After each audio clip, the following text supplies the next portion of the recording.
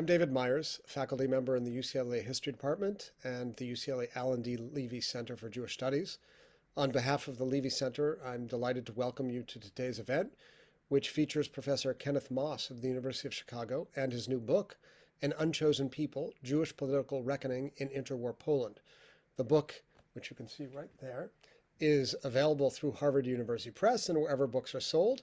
And this event is part of the Michael and Irene Ross program in Yiddish Studies series.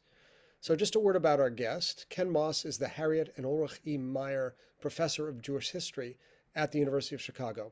He's the author of Jewish Renaissance in the Russian Revolution, which appeared in 2009 from Harvard University Press, which received the Sammy Rohr Prize for Jewish Literature and was one of the most important contributions to an exceptional body of scholarship that investigated and excavated the cultural diversity and vitality of early 20th century Eastern European Jewry.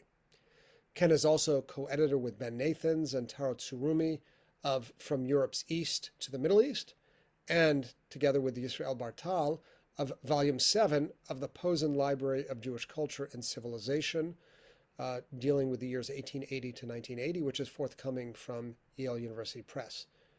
Today, we'll be talking about Ken's fascinating and deeply researched new book, An Unchosen People. Ken will open with a brief summary, and then we'll launch into a discussion of the book. So without further ado, Ken, welcome, and please share with us your sense of what we should know about the book. Well, thanks so much, David. I'm really excited about the opportunity to talk with you about it. I also want to thank Chelsea and David Wu and others who helped put this together, and extend my thanks to the folks at UCLA generally. I'm sorry this is remote, but it also gives us a chance to, and I won't be able to see other folks that I know and respect and like, but it gives us a chance to talk more intimately, I guess. Okay, so An Unchosen People is a history of how some Polish Jews began to reckon with the unexpected power of rightist and ethno-nationalist and anti-Semitic visions in the 1930s, with the unexpected weakness of liberal institutions, and also with how little power and agency Jews really had to shape their own political future as they wished, no matter what they did. And when I say reckoning, I mean that in three senses. And I guess maybe to put it less pretentiously, I think there are three main lines of argument in An Unchosen People. First, there's an argument about a fundamental, and I think largely both misunderstood and partially overlooked, shift in Polish Jewish political culture, having to do with a shift from hopes invested in ideologies of transformation on the one hand, or in ideologies of integration on the other, toward a sense, or perhaps a recognition, of coming danger to Jewish well-being and of Jewish collective powerlessness to avert that danger for the most part. Second, it's an intellectual history of Jewish efforts to comprehend the political and cultural situation they were in, or that they were entering, at least in the eyes of some analysts, using the tools of social and political analysis. And then third, and maybe at its heart, it's a history of disparate Jewish searches for some way to respond meaningfully, largely as individuals, to this worsening situation, whether through cultural creativity or practical political action. But with the trick, or the paradox, being that I'm interested in the intellectual and cultural and political efforts of Jews who both perceived a rising political danger, and not all Jews saw things that way, and who began to recognize their own, the unlikelihood that Jews really could do much, no matter what they tried to do and how they organized, to ensure or even have a remote chance at attaining a happy future for the whole community of 3 million Polish Jews. And so it's a question, so it becomes a history of political action within the frame of recognizing how little agency one really has. And then along the way, and maybe a little more down to earth, I think of this as very much, I like to think of it as an entangled history of diasporism and Zionism, looking at sides of both of those that we haven't fully understood, I think. So I don't know if that's about where you want me to stop, or I mean, I could go on, but perhaps we'll start from there. Yeah. The first question is an obvious one. Why did you write this book? And how do you see the evolution of your own scholarly career from Jewish Renaissance, which is in many respects a robust participant in that exploration of this quite extraordinary culture of Jewish cultural and ideological vibrancy. Um, and this book, An Unchosen People, that follows it, is in some sense the sobering, realist antidote or successor to that first book and that spirit of possibility, of hope, of vitality. So I'm just wondering, what brought you to it? What did you see, and when did you see it? Did you see it already in writing the first book? That there's a subsequent chapter to this story of Polish Jewish cultural and political activity, and that story hasn't yet been told. Yeah, it's very hard to reconstruct my own sort of Gedankengang with any certainty.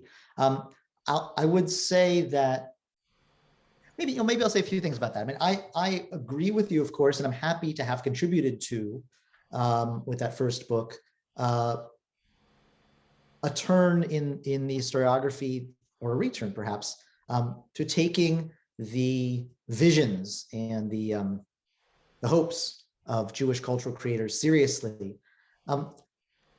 At the same time, I would say that book, and maybe it's one of the things that sets it apart a little bit from some of those other stories of vibrancy, was that I never fail to remind the reader in that book of my own sense that a lot of the hopes that guided the folks who hoped to carry out revolutions and sort of realizations of longstanding Hebraist and Yiddishist visions in the 1917-21 period were arguably misfounded. I mean, the late Jonathan Frankel was quite right to say that that was a period when Jewish vulnerability had never been so horrifyingly exposed, at least not since 1648 or something to that effect.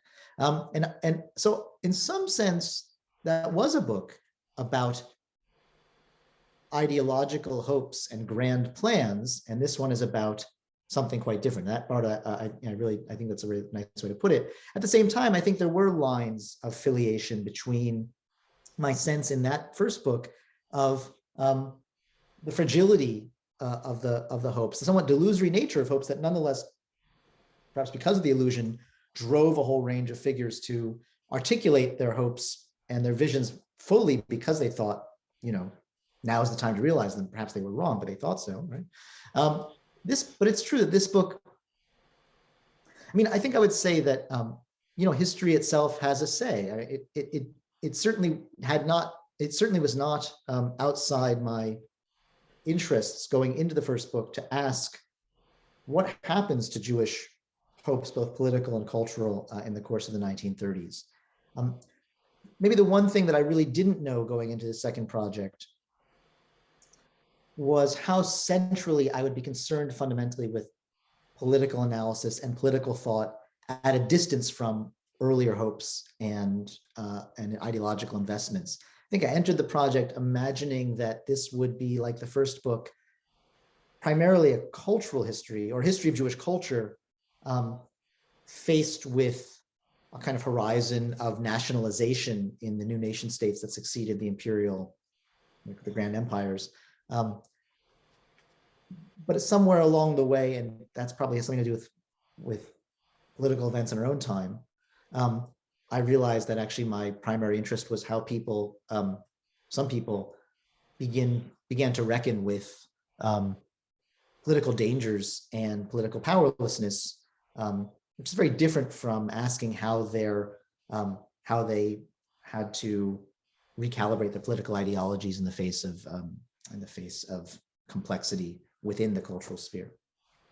And it's not odd to hear that there was a sense of despair, of despondency, of pessimism, of futurelessness, as you describe it in the title of the first chapter, certainly in the wake of the Great Depression. To what extent was that particular form of Jewish futurelessness part of a larger intellectual, cultural, and political malaise in Europe and in Poland itself?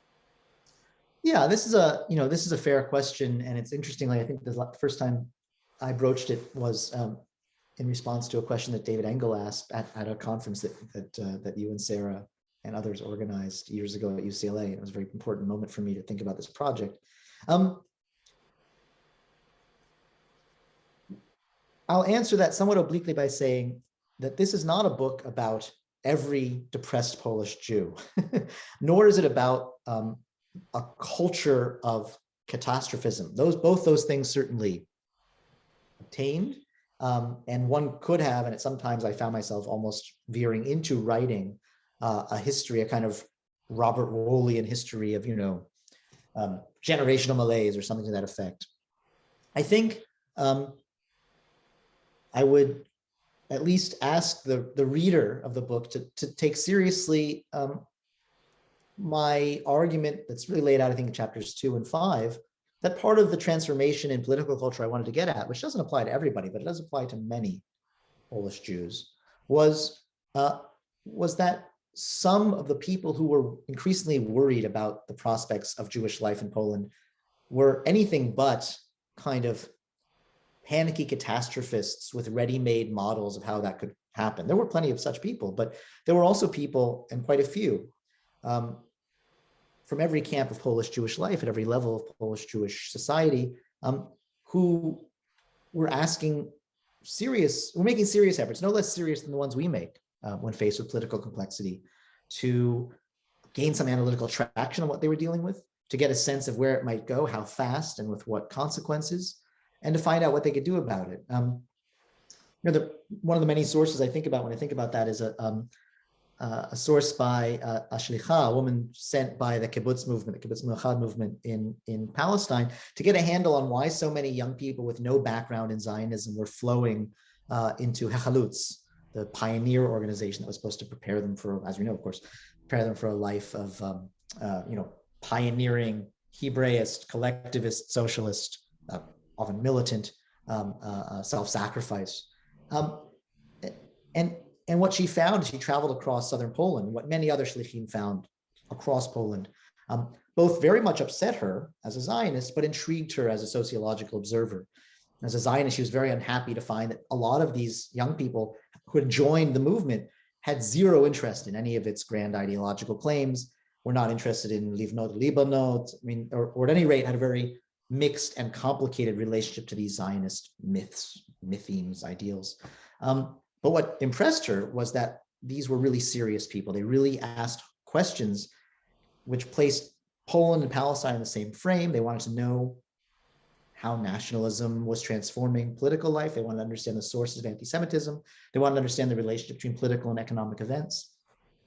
And what I take away from the many sources like that I try and elaborate in chapters 2 and 5 is that at the core of the political thinking and searching I'm interested in is not simply some general pessimism or malaise, but considered, of course, always partial efforts to really understand what was happening around Jews. And this takes various quite concrete forms. These are folks who, much to the chagrin of many of the people writing about them, try to get past the various siloed press and propaganda formations of all the various movements. They read across parties.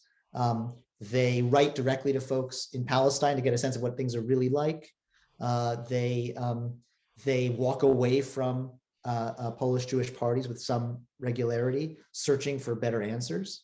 So I guess I would say it's not my place to speak, about how much that's true of, say, Belgian youth or Polish youth, but I do think it's substantially true of a pretty substantial swath of Polish Jews. And in some sense, the book's an effort to give those people their due as people no less serious than we are about making sense of phenomena that worry them and that demand comprehension. Okay, so let's try and demand comprehension here. In grasping what it is that they're actually engaged in. What is that activity that they're engaged in? What is what you call the third mode of their thinking? It reflects sentiment. It reflects a mood. It reflects a measure of analysis. And yet it seems to be unconstrained by existing ideological conventions or truisms. And it often manifests itself in a kind of neo-realist perspective, which you designate exitism. What is it? It's not, in many ways, you push back against sort of the excessive attention of historians on this period as one of a kind of ideological golden age. And yet there is, exitism would seem to be its own form of ideology stripped of some of the delusions, we might say, or ebullience of other earlier forms. What is that activity? How do you describe the activity of your protagonists amongst these various modalities? Mood, affect, sentiment, thought, analysis. Yeah, I think I might continue along the lines I began to lay out, but let me begin with an interesting figure, a figure who in some sense is as central to the book as any other, a young man who called himself Benjamin R, and who left us two very interesting documents. One of these, a Yivo autobiography that he wrote, actually began as a diary, but he wrote it within the framework of this familiar sort of contest to generate youth ego documents in 1932 and 1934. And then he wrote a quite unique document, a fairly vigorous, appreciative, but seriously critical take on the first book that actually endeavored to make some sense of youth political culture and outlook by looking at these autobiographies, a book by the great linguist turned social psychologist Max Weinreich. Anyway, this figure, Benjamin Reich, who's from a small, small though not tiny town, Bielsk, offers, not just in his response to Weinreich, but I think more importantly from a sort of methodological standpoint, in his rather straightforward autobiography of sort of political searching, he offers, I think, a very interesting sociology. He says, there are three kinds. He tells Weinreich later on, this notion that there are four camps in Polish Jewish life and that most people fall into them: the camp of the Zionists, the camp of the socialist diasporists, the camp of the Orthodox, and the camp of the assimilationists, is just not true of my experience or that of my generation. We're all just looking for answers about what's going on and what, if anything, we can do to improve our life chances. He notes, something historians know, lots of movement between parties. But unlike some historians, he doesn't think of this as somehow, driven by apolitical, search for social life in one place or another. He says we're all worried and driven by a sense of futurelessness here in Bielsk. And then I think more interestingly than that still, he then offers, and you see it threaded throughout his autobiography, so it's clearly rooted in experience. It's not a second order model. He offers a kind of tripartite account of what the political culture he knows in Polish Jewish life in his area is like. He says there are three groups that I see. The smallest of these are the groups of the true believers of any sort: the Bundists, the Zionists, the communists. And by the Zionists, he means both figures on the left of Zionism and figures, in the rising revisionist scene. And he has his opinions about these things. They'll come back around to the question of where ideology is in all this. But he says that's the smallest group. He says the largest group, far larger than that, are people who are just desperate to get the hell out. And they're looking to Zionism now. He's writing sort of 33, 34, because it looks like that might give some of them a way out. And that's actually exactly the path he takes. And he says there's a third group, and he sees himself obviously as part of this third group, but he describes people that he actually encounters. He describes a kind of life of political debate. He says the third group are the bewusstsinnigen, the conscious. Now by this, he does not mean, it's very clear, the convinced of one ideology or another, who he thinks are really a small minority at this point amongst young people. And he's 20 when he's writing this, 1920. He says the bewusstsinnig are people who are actually trying to figure out what the hell's going on. We meet, we argue. That doesn't happen in public frameworks. The public frameworks he debate, sort of public debates are exactly what we imagine, dominated by the most committed, highly ritualized. There's denunciations and catcalls. But he reconstructs a world in which he's basically in twos and threes. He's moving in a world of serious political inquiry, people trying to figure out what's going on, reading newspapers across many different parties. And I think he captures, I don't make any claim that I know that, he's right about, say, 60% of Polish Jews as opposed to 40% of Polish Jews. But there's so many sources that suggest that kind of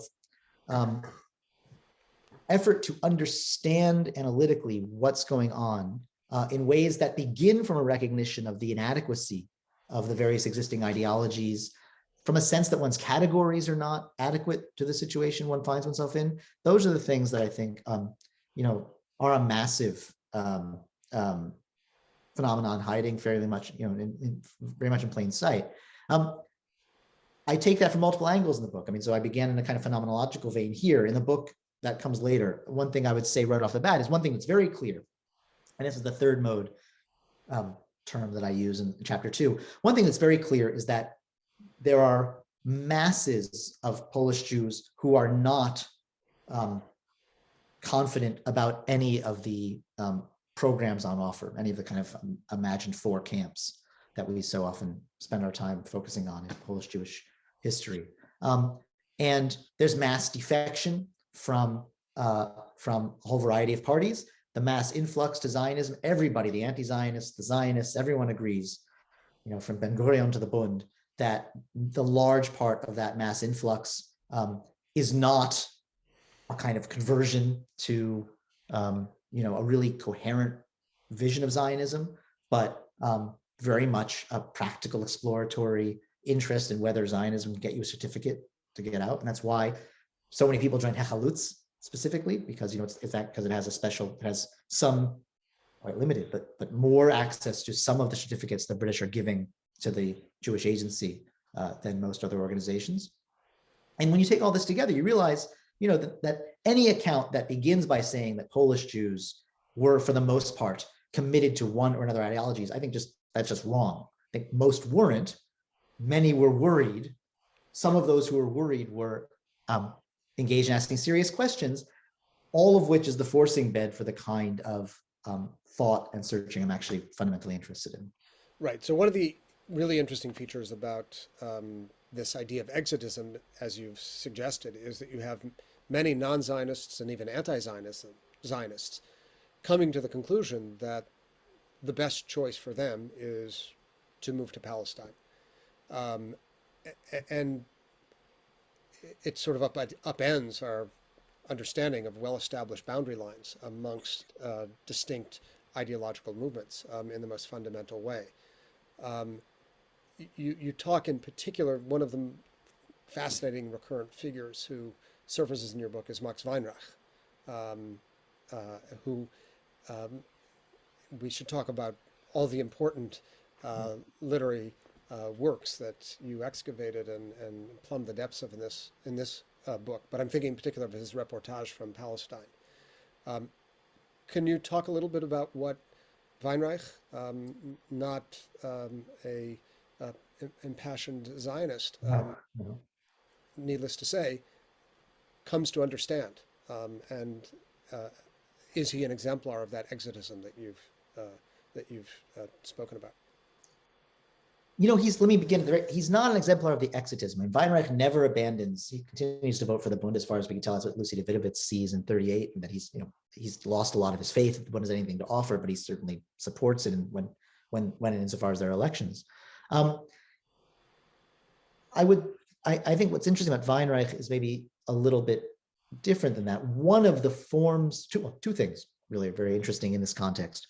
And Weinreich appears both in the penultimate chapter and in the ultimate chapter, in the final chapter, as a central figure, not because he, like this Benjamin Reish figure, embraces exotism for Polish Jews. And let me point out that part of the issue for both Weinreich and Benjamin Reish, when push comes to shove, and this is really in some sense where the book ends, where it gets us to, is that nobody who's even a little bit honest thinks that most Polish Jews could possibly get out to Palestine in any meaningful sense, right? So some substantial number, with particularly young people, could, right? And far more will get out between 32 and 35 than many anti-Zionists and some Zionists thought was possible beforehand. But clearly most are not going to get out, it seems, unless something profoundly, something changes quite profoundly.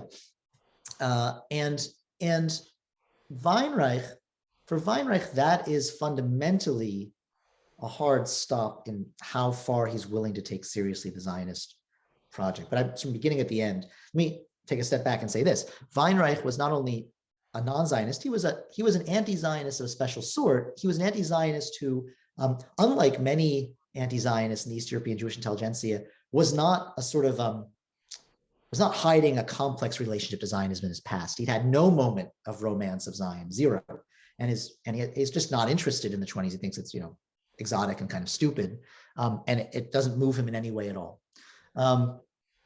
And his general view of it going into the mid 30s is one of being quite deeply scandalized at how attractive it's proving amongst young people, particularly.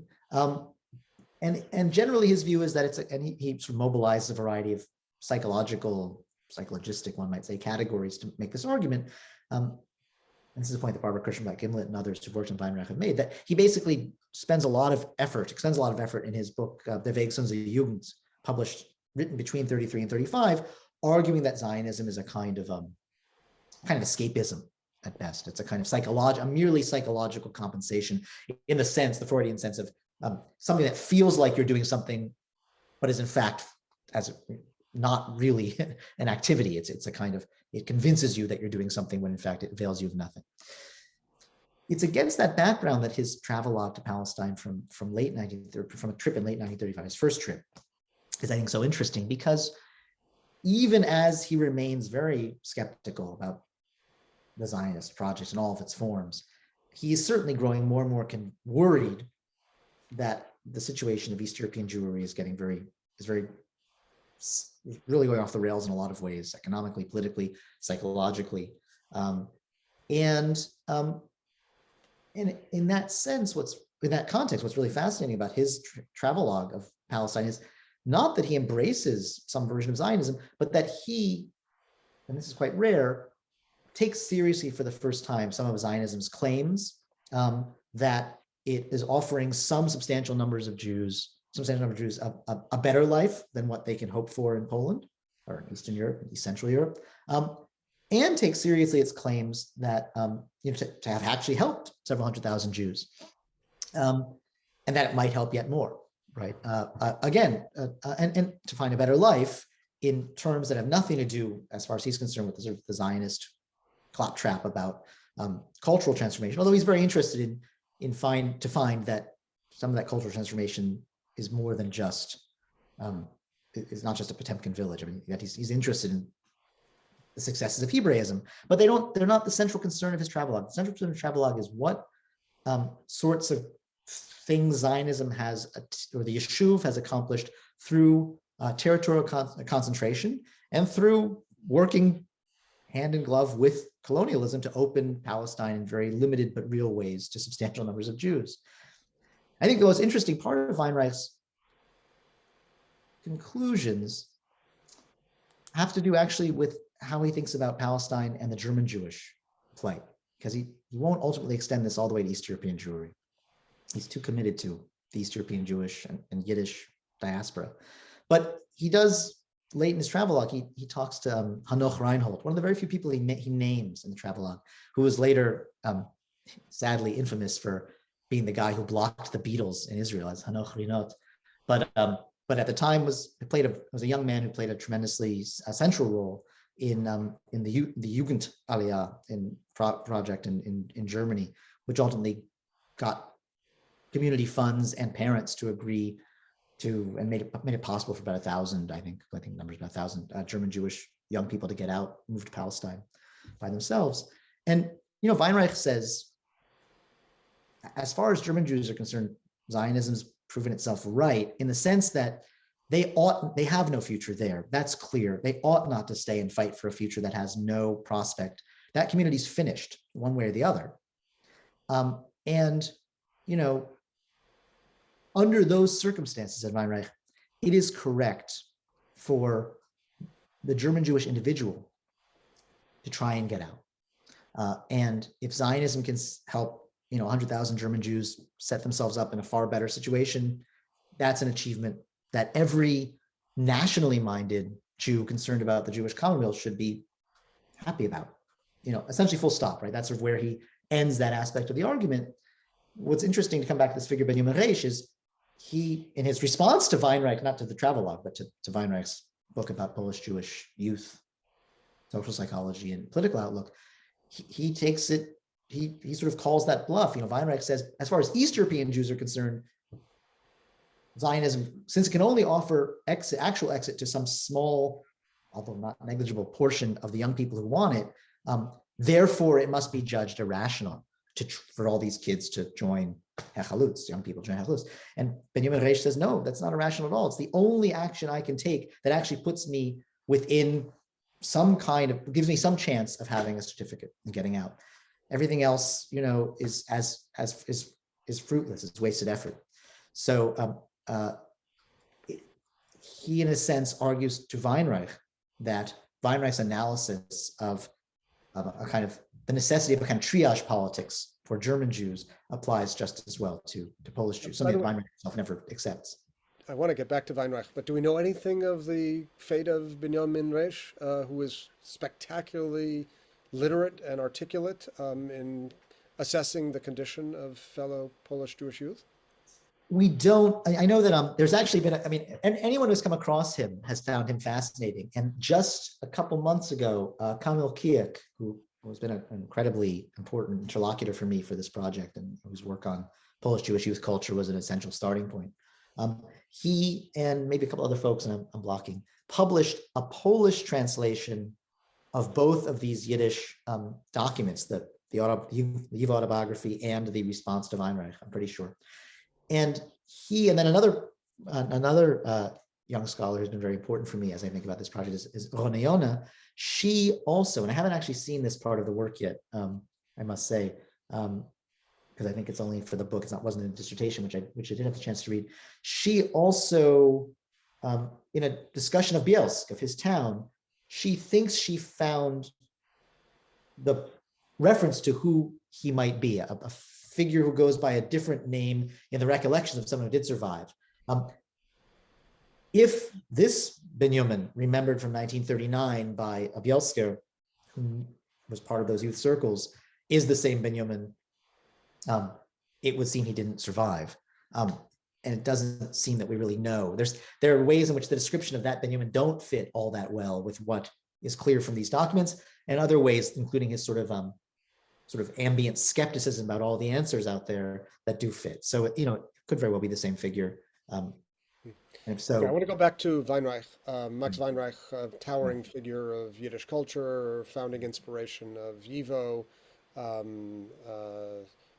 piercing analyst of Nazi Germany and its academic culture, amongst many other virtues. There are three sources that you plumb here. One is his reportage from Palestine. A second is, and the first you deal with in the book, is his reflections on the state of Polish Jewish youth, his book Weg zu unserer Jugend.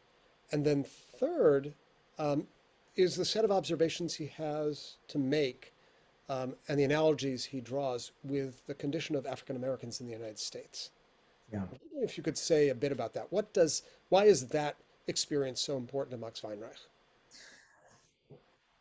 Yeah, well, so some of that reference to much of that discussion of the African American institution happens in the second source you referenced, the Weg zur Jugend, but not only. And an important source discovered by Leila Zenderland is the write-up of a talk he gave about the same topic, actually in a much broader frame in Vilna in the same year as he was finishing the book. And actually, there are other sources, there's archival sources that are clearly sort of notes to himself as he works up Weg zur Jugend early in 1933, and then a variety of sources that are also in his archive bearing on his actual reading of ego documents by young African-American college students, and also some of his interviews with those folks in his ungainly but pretty impressive English in 1932. I want to say. And well, I should note, by the way, there's a wonderful it's got a lot of insight. It's a small piece by Jennifer Young on Weinreich's, the real context of his limited but real encounter with African-American youth culture, and particularly the culture of what has famously been called the talented 10th, right? Folks, he spends a year in the US as one of these sort of participant observers in Edward Sapire's and Margaret Mead's, I guess it was Sapir really. Sapir had some project where he brought, I don't know, a dozen intellectuals from various other cultures from around the world who were both in some sense primary sources for him, subjects for his own research, but were also there to study with him and think through his efforts to fuse cultural anthropology and linguistics on the one hand, and sort of Freudian arguments about human development on the other. At any rate, in the context of this year, which was important for his thinking, in Weinreich's case, perhaps too important, Weinreich spends his winter break visiting Fisk University and the Tuskegee Institute. So he's very interested in African-American culture. And that's something we've known. I mean, that's visible in various places. The question is sort of in what ways is he interested in that culture? And here there was actually something of a rich debate to enter. Was he interested in African-American forms of resistance to racism and racial violence and continued and quite successful exclusion and oppression as a model perhaps for a kind of a Polish Jewish response? This is something that Leila Zenderlin suggests. Kamil Kijek has a very different reading. Actually, in some sense, I would think the opposite reading, that he reads Weinreich's relationship to this project, to this situation. No one will dispute that he was sympathetic to the African situation, although you can certainly call into question, ask him questions about the ways he thinks about African-American subjectivity.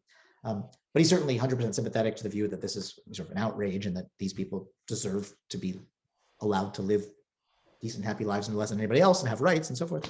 But Kijek reads some of his moves on this score as a kind of argument, and these are the ugliest parts of his treatment of African Americans. There's one way to read it where he says something like, they are subjected to terrible oppression and it's terribly psychically destructive. Some of that's happening to us too, right?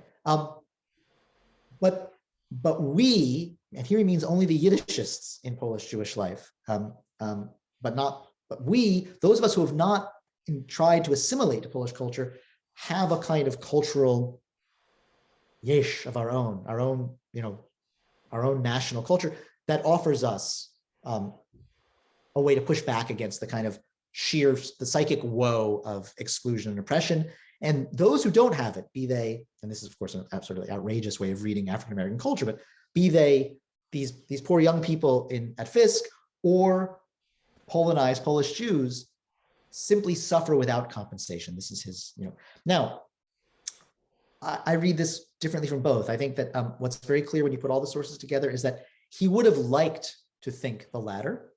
He would have there are moments, there are gestures towards saying, maybe Yiddish culture and Yiddishism will shield us from psychic wounds. And there are other people who say this quite openly. Fischl Schneerson, he makes maybe a guest appearance somewhere in that chapter, says something even more, crude and robust. He says, basically any form of Jewish positive self-identification, Yiddish, Hebrew, or Orthodoxy, shields you better from psychic wounds than if you're assimilated. Yeah, maybe this is true. But at any rate, it's clear that Weinreich can't really believe this is true enough. I mean, he flirts with this idea, but what becomes clear in the course of his Wegungsjugend is he's quite aware, why wouldn't he be, that people very much from his own camp are, broadly speaking, just as susceptible to despair, hopelessness, and a sense of futurelessness as people in the assimilationist camp. And if there's any difference, it's minimal and certainly not enough to compensate, as it were, for a spreading sense of despair. He knows quite well. He says we see it in the eyes of our own, the kids we see on the street and our own kids.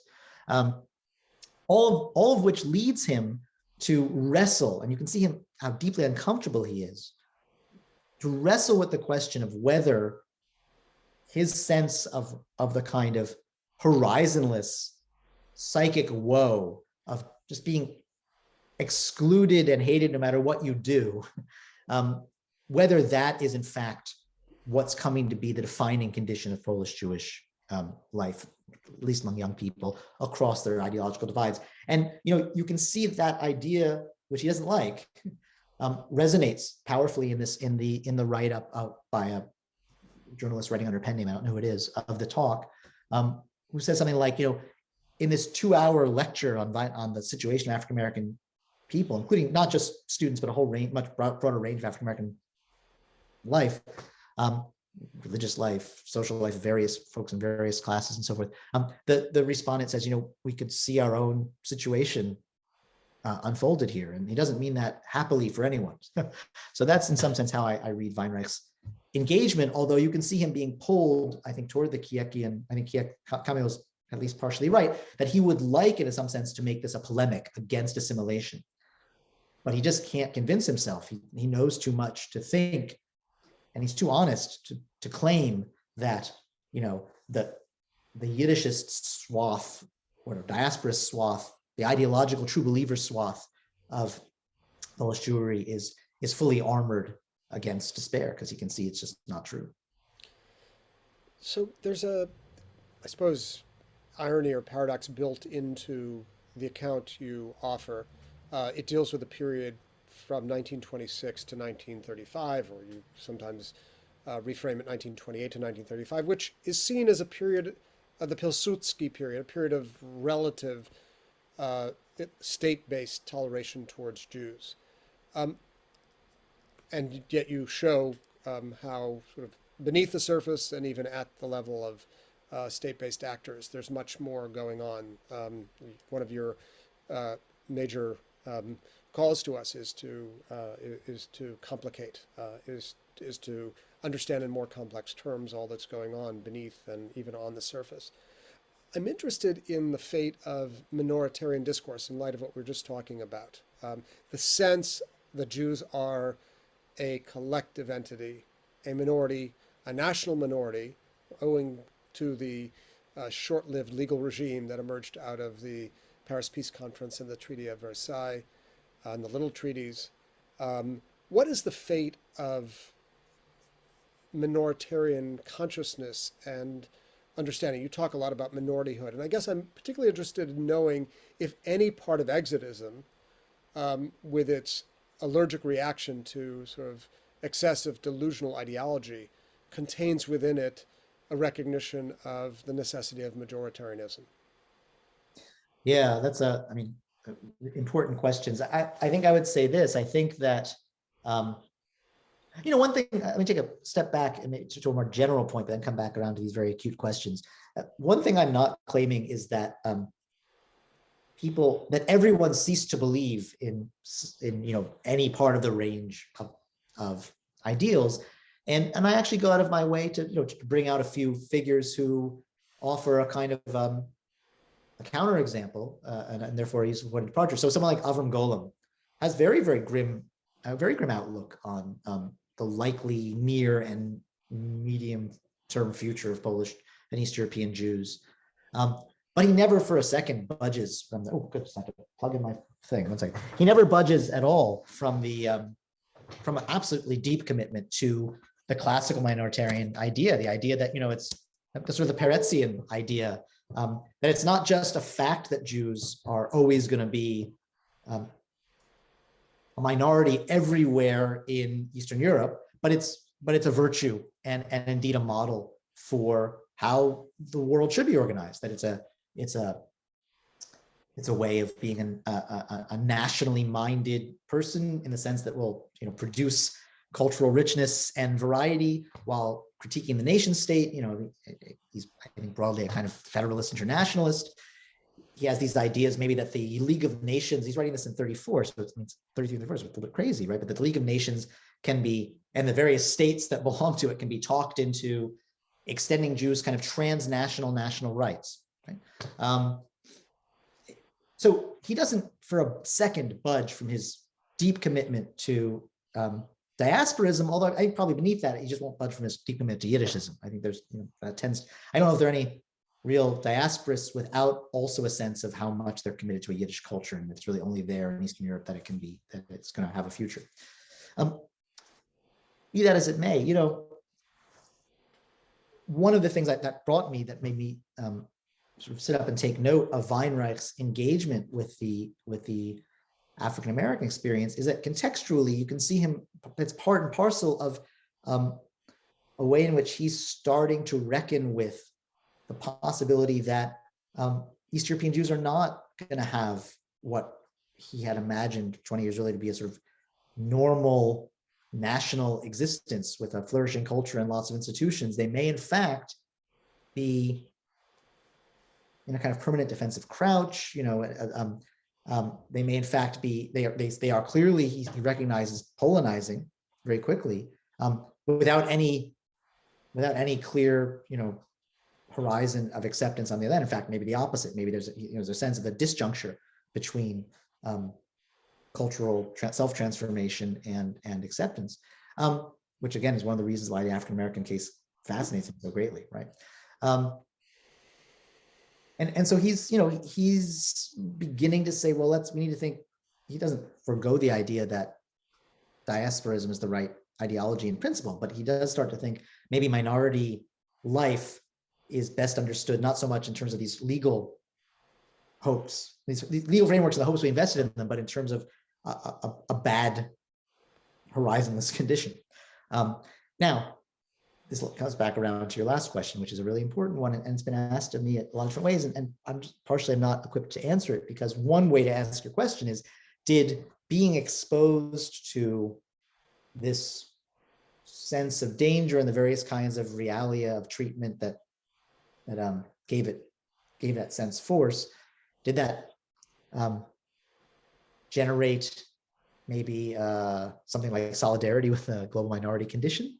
Or did it generate maybe the opposite, something like an insistence that in an ugly, brutal world, it's a bad situation to be a minority and it's better to be a majority? And I think, certainly, I don't think it tended to drive people toward the former. It generated sympathy on the part of Weinreich and this figure writing about Weinreich in the Vilna Tog. But I think more fundamentally, it tended to push people toward the view, or draw them toward the view that that maybe ethnic concentration, majorityhood, and other forms of power were a safer bet. I think we can go further than that. If you think this is only in the epilogue of the book, but there is that moment in 37, of course, very well as an Israel scholar, Palestine scholar, when in the context of the Peel Commission's debates, there suddenly seems to be, and it turns out to be a fata morgana, but some possibility of a small Jewish state, as it was to use the term time, created in some part of British Palestine. And a lot of folks who remain quite distant from Zionism, as far as I can tell, and this is really something I only did on one foot, both in the diasporist camp and the Orthodox camp, and amongst just regular Polish Jews, are really compelled by that, not because I think they imagine that as the ground of a new kind of Jewish power in the ways we might imagine reasonably enough today, but because they realize that it has infrastructural powers, that states of any size have infrastructural powers that non-states don't, that it might actually be able to take out big loans to settle large numbers of people, right? That's a policy decision it could take. And that's clearly the draw for so many who remain quite distant from sort of the idea of creating this new martial Jew.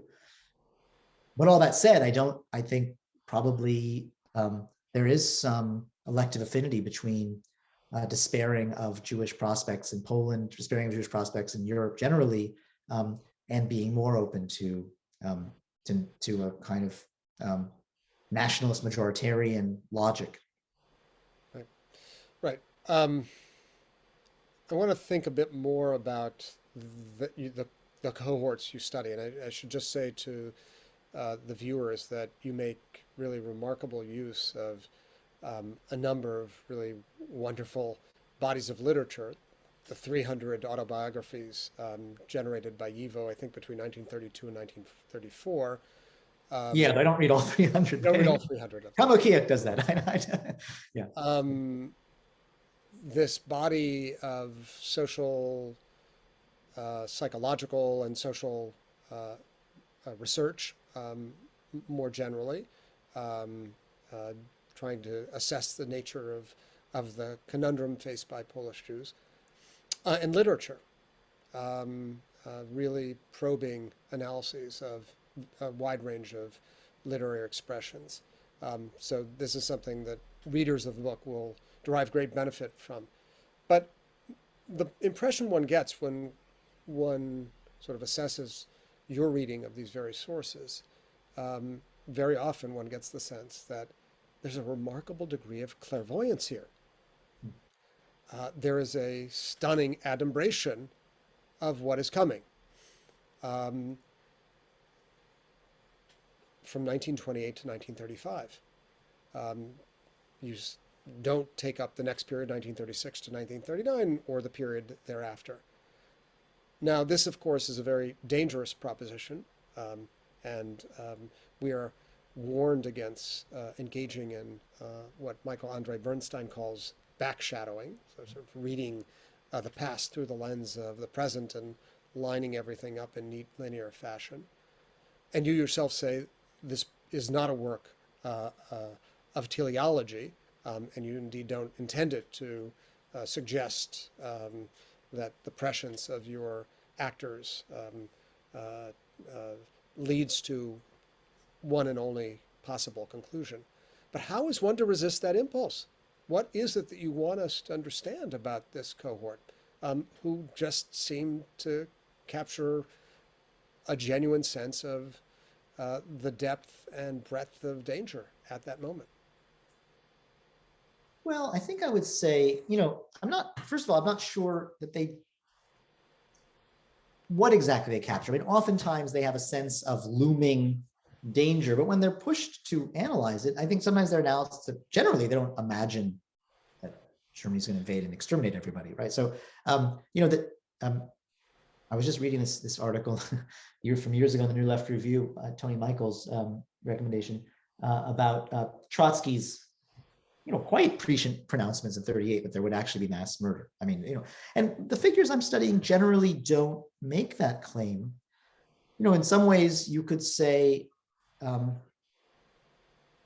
let's complicate. Let's render your question even more, as it were, challenging for my approach. You could say something like this: there are people with kind of mythopoetic visions of, some terrible catastrophe. I don't mostly focus on those folks because I don't know what to make of that sort of pronouncement. I mean, I do mention Arne Zeitlin. In 1933, Arne Zeitlin writes, "They're going to kill us with gas," in a poem. I mean, but does he then turn that into an analysis of how and why? No, he doesn't. Really, I mean, perhaps he does, but not that I know of. And at the same time, the figures who do try and understand their situation, they probably underestimate the potential of how transformative a world war itself would be. They tend to focus on what they think is likely to happen sort of in the innenpolitik of places like Poland, Lithuania, Romania, what have you.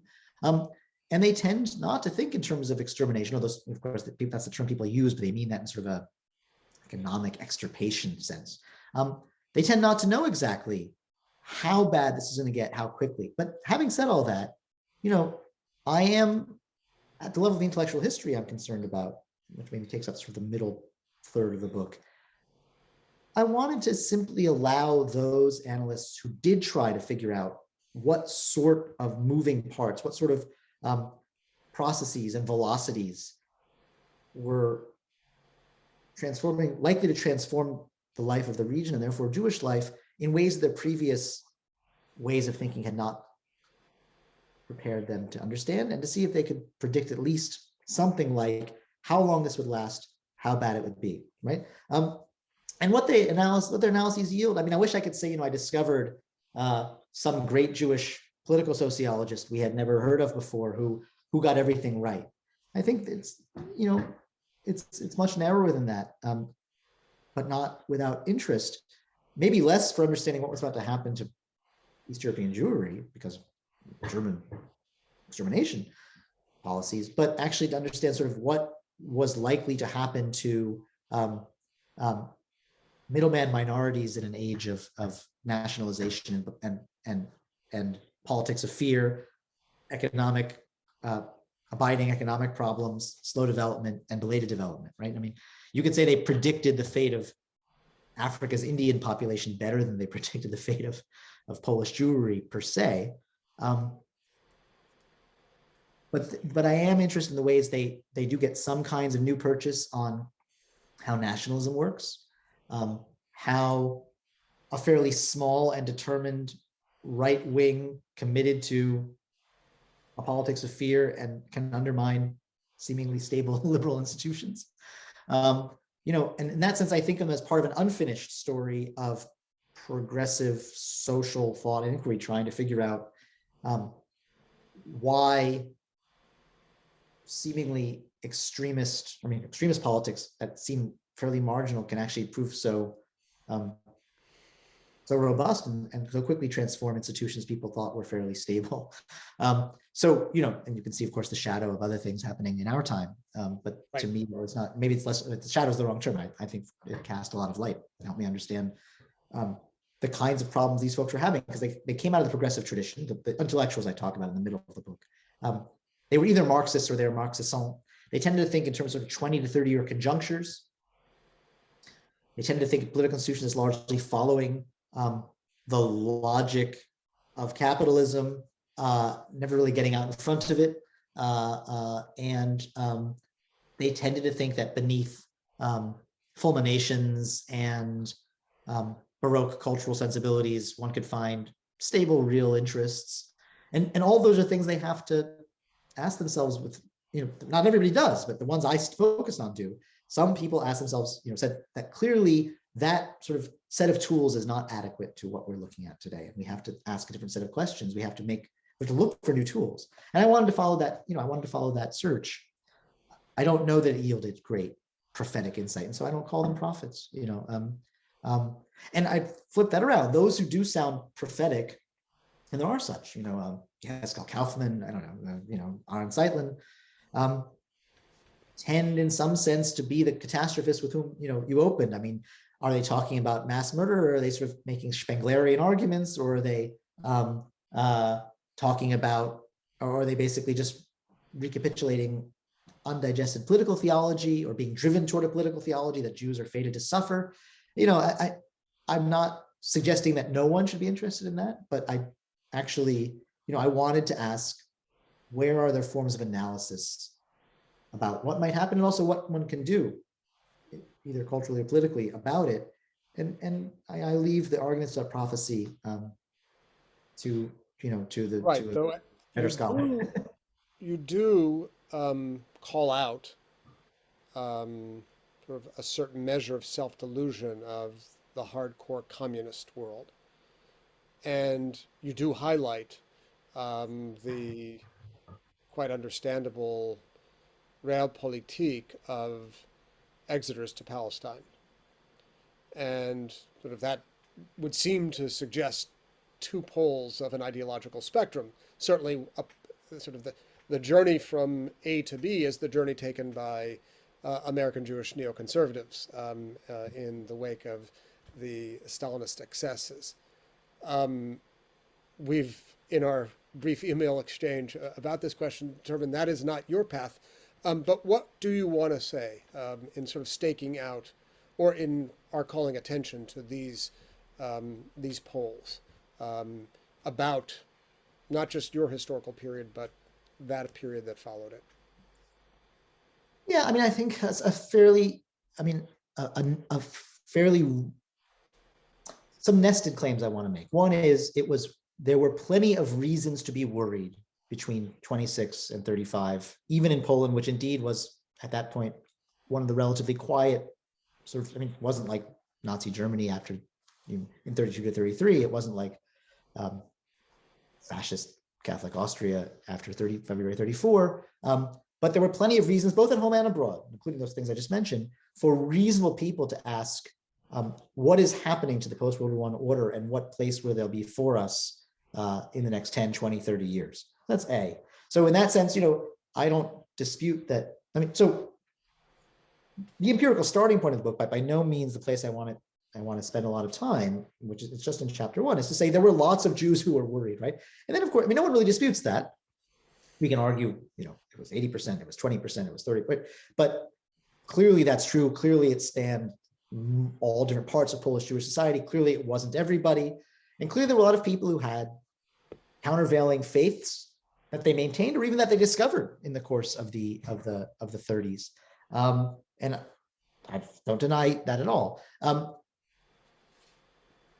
I do think, though, that it's wrongheaded, and I think some people want to make this argument. I understand actually why they want to make this argument. I don't think it's a good argument to make.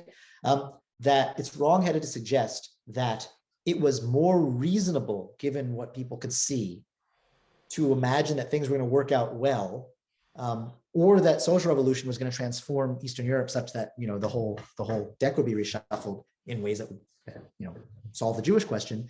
It was more reasonable to think those things than it was to think the opposite. And I don't think of that as a particularly, I don't think of that as a particularly far-reaching revisionist argument, in the sense that I really do think you just have to look around at the time. There clearly were worrisome phenomena. Now, you could say there's lots of ways people could have treated those phenomena. The one place I'd push a little bit harder, perhaps, is to say, I understand why so many of my colleagues, writers I respect, and historians I respect, are interested in those who found the deepest reservoirs of countervailing faith, in the condition, in the chance to better it, in the Jewish possibility of diaspora life. But I'm not terribly interested in those people. I'm interested in a whole range of other people that we have fewer categories to think with about, who didn't have that faith. And by the way, that doesn't mean necessarily they became Exodus. So, I deal in chapter 3, that's where I deal with Weinreich so extensively, the first part of Weinreich's sort of thought that I'm interested in. That's a chapter about diasporists.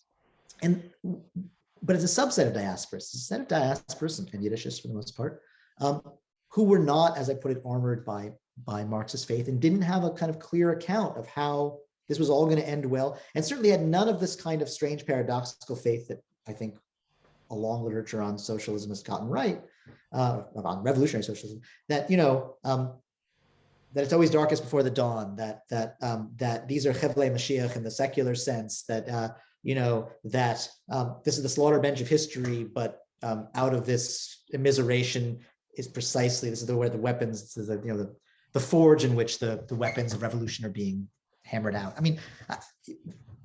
I think Weinreich, or Chaim Grada, who's a figure I spent in that chapter, would have liked to think that. They were certainly sympathetic to the Marxist outlook in general. They would have loved for a Bundist PPS revolutionary démarche that would have transformed everything.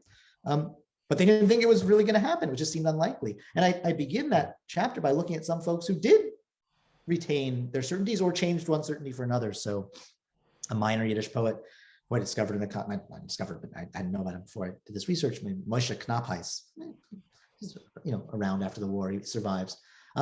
He enters the 30s as a committed Bundist, he becomes a committed communist.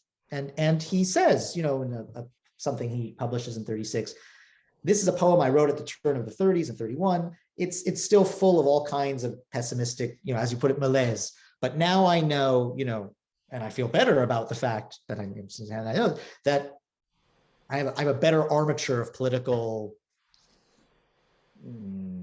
devices and assumptions to explain everything. And I'm less pessimistic now than before. Essentially, far be it for me to say someone shouldn't analyze him. I do a little bit of that, but I'm interested actually in people who would have liked to take that view in chapter 3, but couldn't. And I might go one step further beyond that and say I think it's important for there to be research, and I don't see myself doing this exactly, but maybe I begin that in that early part of that chapter, that asks about the particular work it took to convince oneself that things were going to be better. I don't think we should take for granted that that was a sensible outlook. I think it took a lot of effort. And, and I wrote a piece that I published in a festschrift for Antoni Polonsky that actually tries to think about, social historical sense about what were the frameworks in which people could convince themselves, the urban niche frameworks in which people could convince themselves, for instance, that the great problem was intra-Jewish class conflict, and that so lots of communists spent a lot of energy and time, might argue reasonably, imagining themselves doing battle with the Jewish bourgeoisie. I think we want to explain that rather than take it for granted. But the task of this book was to ask about people who didn't have that kind of, or if they had, they lost that kind of faith. How it relates to a neocon, I mean, I would, I think in our exchange I mentioned how excited I am about Tony Michael's forthcoming book on communism and anti-communism on the American Jewish left.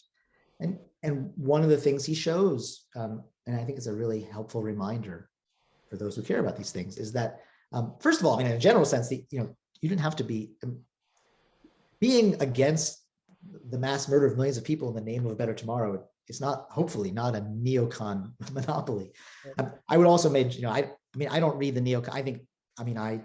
Maybe will confirm my, progressive credentials or something if people are asking. But I mean, I tend to think of American neoconservatism as very much a kind of an argument against affirmative action, an argument against any kind of state intervention against the to deal with the ways in which capitalism makes people's lives harder sometimes. I don't buy their claim that this was the way one ought to. This was the natural and ethical development out of a recognition of Stalinism's crimes. Those crimes were massive and tremendous and have a lot to do with Marxism. I mean, that part's true, but people knew that across political lines. Irving Howe knew that perfectly well, and he still wasn't against, funding for public schools. So I think the neocon, and I don't think Will Herberg was ever an interesting analyst. I mean, he was a Stalinist until the day he woke up and he wasn't a Stalinist. I think they're much more interesting kinds of people not in the neocon world. I'm getting this from Tony and others. People like Irving Howe, people who were much more close to the Mensheviks actually, or even the Trotskyists, who were much more capable of understanding, where Stalinism had come from. It wasn't just some perversion; it had roots.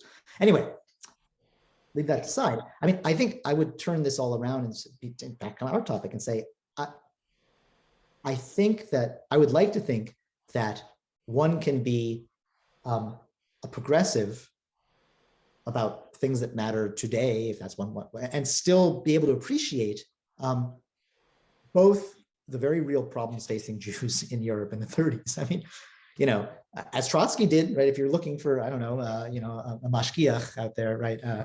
Trotsky said these poor people are in really terrible trouble and things will get incredibly horrible. And some Trotskyists, became kind of very Nachtleger Zionists of a very particular sort, right? And I also think that the people I'm studying, who were for the most part people on the left, very few revisionists make an appearance in this book. They were people of the broad East European progressive world in the way I laid out before, their broad Marxist sense of how things work and why they work the way they work and where they might be going. A general optimism, to quote President Obama, that the arc of justice bends toward, or the arc of history bends toward justice. Maybe it's not an arc, but a kind of, some kind of dialectic. But they all thought this, and they entered the interwar period with tools calibrated to that way of thinking. And their painful, limited, sometimes minoritarian efforts to wrestle past those assumptions because they realized they were not adequate guiding the perplexed of their moment, those I think are part of the progressive tradition, and they should be read alongside people of many different backgrounds struggling with the same thing, same kind of problems. Yeah, I think that's a very helpful reframing of the perhaps overstated dichotomy that I proposed, and really filling in the landscape of progressive and progressive Jewish thought in Europe and then in the United States. And we do look forward to Tony Michael's forthcoming book. We've been talking for more than an hour, and I really feel as if we have just begun to scratch the surface, which is a testament to the richness of this outstanding new book, An Unchosen People, Jewish Political Reckoning in Interwar Poland.